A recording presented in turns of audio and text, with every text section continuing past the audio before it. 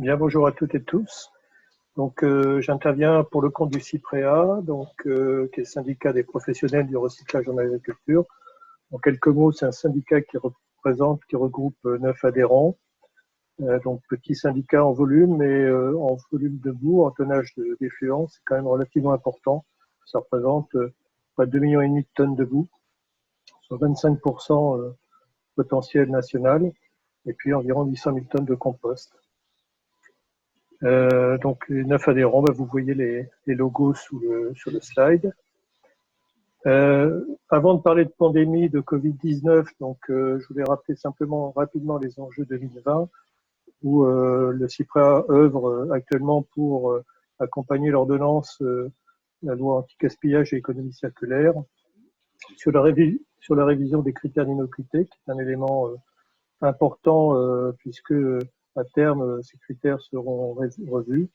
Et puis d'autres actions, notamment la révision des arrêtés type 2780-2 et la définition d'un socle d'innocuité pour les matières fertilisantes. Donc, je vous ai mis en annexe de la présentation les actions complémentaires et les détails. S'agissant des actions CIPREA pour sécuriser la gestion des boues dans cette période compliquée, le CIPREA était largement à la manœuvre auprès de l'ADEB, du ministère de l'Environnement, et puis avec aussi des actions auprès de la DGPR et de l'ANSES. On a été pas mal consultés pour émettre des avis. Un certain nombre ont été pris en considération de façon très positive. Il reste encore un petit peu de travail à mener pour poursuivre. Et on a mené aussi pas mal d'actions de façon collégiale avec l'ensemble des membres du CIPREA pour coordonner un peu les actions de poursuite et de reprise d'activité. On a été aussi, je crois, à la manœuvre de façon assez significative pour la reprise des déchetteries à recevoir des déchets verts. Et c'était quand même un enjeu fort pour l'ensemble des partenaires, pour l'ensemble des collègues, pour assurer le compostage des boues. Donc tous ces travaux nous mobilisent à hauteur de 1 à 3 réunions hebdomadaires CIPREA, et chacun des membres, petites structures ou grandes structures, sont à la manœuvre et je tiens à les remercier. On a pas mal œuvré et réfléchi sur les aspects digestion mésophile, les aspects compostage évidemment, et puis retour au sol via les moyens d'épandage.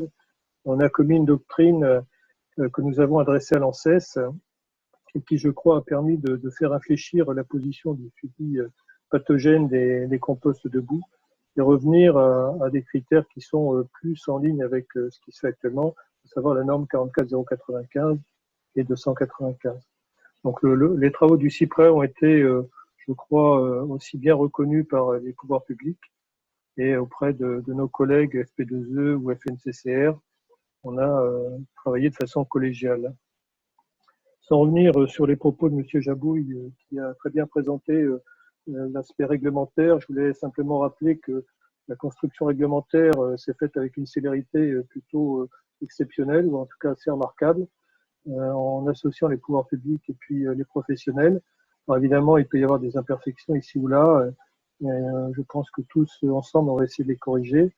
C'est juste pour rappeler que la saisine de l'ANSES, il y en a eu 3, donc je ne reviendrai pas dans le détail, mais qui ont été un peu les fils conducteurs de la préparation des circulaires ministériels et de l'arrêté ministériel qui est paru au JO le 5 mai dernier.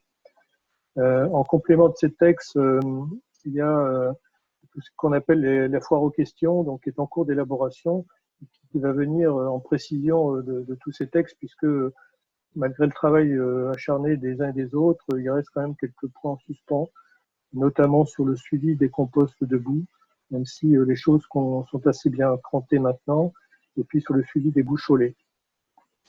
Voilà, donc sur les points essentiels à retenir sur la réglementation, je dirais que l'arrêté actuel s'applique aux boues qui sont à la fois produites avant la période d'exposition à risque et puis après la période d'exposition. Et les boues produites après la période d'exposition à risque, donc ça dépend des départements. Vous pourrez retrouver les dates dans l'arrêté ministériel. Eh bien, il y a obligation d'hygiénisation des boues qui correspondent soit aux critères de l'arrêté 8 janvier 1998, soit aux critères d'hygiénisation de la norme 44095. Alors, ça couvre une bonne partie des boues produites actuellement, donc période Covid. Néanmoins, il reste le sujet des boues liquides, des boues hygiénisées, non hygiénisées, qui, elles, restent quand même un vrai sujet d'actualité et pour lesquelles il faut qu'on continue à œuvrer pour trouver des bonnes solutions. Juste rappeler que les des boues liquides non hygiénisées représentent à peu près 30% des steppes. Donc, c'est 30% des steppes, donc ce sont des steppes majoritairement rurales, mais quand même 30%. Et en volume, même s'il n'existe pas de statistiques très précises à ma connaissance, on l'estime entre 12 et 15% des flux, en tout cas dans le périmètre Suez pour lequel je travaille. Donc 12 à 15% des volumes, un petit peu orphelin, sans solution, ça peut poser un problème de nature sanitaire globale et de débouchés. Et même si des solutions sont proposées, notamment des regroupements sur les plus grosses stations d'épuration, du chaulage liquide, qui a été évoqué, et également d'autres systèmes de pasteurisation à 70 degrés pendant 1 heure, bien malgré tout, la mise en œuvre de ces solutions n'est pas simple. Et le CIPREA a proposé, voici quelques temps déjà, en début mars, des recommandations pour continuer à valoriser ces boues dites non hygiénisées en toute sécurisation. Alors, pour l'instant, on manque un petit peu de données et le CIPREA et d'autres œuvrent pour compléter les données sur les risques pathogènes et notamment la présence de Covid.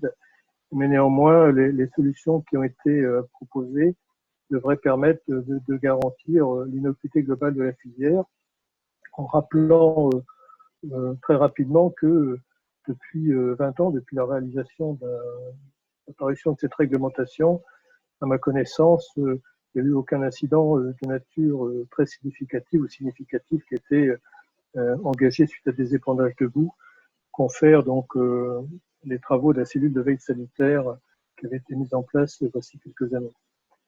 Donc cette réglementation nouvelle donc est robuste, me semble-t-il. Il y a des points à éclaircir. J'en ai parlé rapidement. Sur les boues urbaines, pour en terminer, il y a un certain nombre d'obligations qui sont à réaliser par les opérateurs.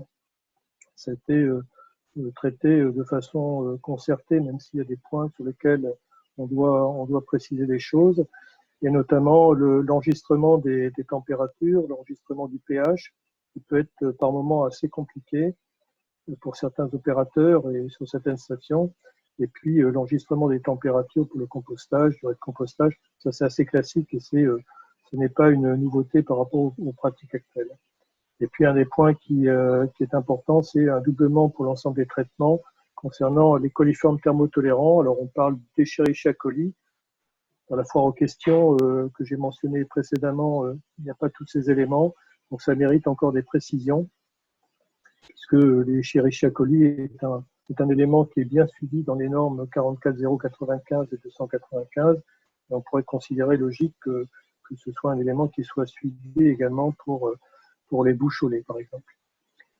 Voilà, donc j'ai été très rapide sur cette partie réglementaire boues urbaines et sur les boues industrielles contenant des ovanes, faute sur le titre. Il y a une dichotomie entre les deux types de boues, les boues déshydratées et les boues liquides. Donc je vous laisserai prendre le soin de découvrir le slide. Mais ce qu'on retient quand même pour les boues liquides, c'est les préconisations qu'a proposé le CIPREA, c'est-à-dire l'épandage par pendillard ou par injection directe. On aurait souhaité que ce soit étendu aux boues urbaines. Pour l'instant, ce n'est pas le cas. Et bien sûr, avec des conditions particulières de stockage ou de traitement permettant d'avoir des ovanes traitées à une température supérieure à 50 degrés ou un pH supérieur à 11. Donc, il y a des modalités très particulières pour les boues liquides d'origine industrielle qu'on peut mettre en place, évidemment. Et pour les boues déshydratées, on a deux cas de figure. Soit on est dans les ovanes sont supérieures à 0,1% et inférieures à 1%. Quel cas on peut utiliser des épandeurs, des moyens d'épandage assez classiques avec des durées de stockage qui sont supérieures à 7 jours, supérieures à 9 jours si on intègre le temps de séjour de la boue dans les process épuratoires et un traitement complémentaire des ovanes que vous voyez sur les slides. Donc ici, on a moins de 0,1% d'ovanes dans les effluents. Alors là, les conditions sont un petit peu allégées. Bien sûr, toutes les boues qui n'ont pas subi les procédures d'hygiénisation ou qui ne peuvent pas être épandues peuvent être évidemment incinérées. Donc voilà, en synthèse, la réglementation vue du CIPREA avec le concours des professionnels reste bien sûr à régler au niveau du détail certains points. J'en ai parlé pour le suivi de Boucholet notamment. Et puis le point très crucial en ce moment qui sont les boues liquides et les digestats de boues liquides, puisque une bonne partie des digestats de boues liquides sont produits en mésophiles, donc à 37 degrés. Et il existe un certain nombre de travaux que nous avons identifiés, notamment au sein du CIPREA, avec Morgane notamment qui nous écoute et d'autres participants, et pour lesquels on a quand même une conviction que les méthodes d'hygiénisation à 37 degrés sur la durée peuvent aussi être des moyens de sécuriser la filière de retour au sol des boues dites non hygiénisées au jour d'aujourd'hui. Voilà, j'en ai terminé pour mon exposé. Merci beaucoup, Jean-Pierre. Alors, j'ai des questions. Il y a une question sur le chat sur l'article 86 de la loi économie circulaire. Est-ce que ça te dit quelque chose de mémoire? Non, comme ça, non. Non, très honnêtement, j'ai pas rebossé le sujet, donc je pourrais. C'est nos amis de Marseille. Alors, je sais pas, est-ce que vous voulez préciser la question? Sinon, bah, on tâchera d'y répondre si elle est plus précise. On arrive au terme de cette webconférence. Est-ce qu'il y en a qui veulent parmi vous prendre la parole et poser une question de vive voix, voilà, dans les participants, ou un des intervenants qui veut faire un commentaire, voilà. Moi, je parle de l'article 86, c'est l'article qui, dans la loi anti-gaspillage, parle des boues, en fait. Hein. Et c'est cet article-là qui dit qu'il va falloir rénover le système de réglementation, en fait, et le niveau de contamination des boues qui pourront aller en agriculture. Et donc, il signale aussi les ordonnances qui vont être édictées par le gouvernement avant le 1er juillet 2021, qui vont sanctionner ces évolutions. Voilà.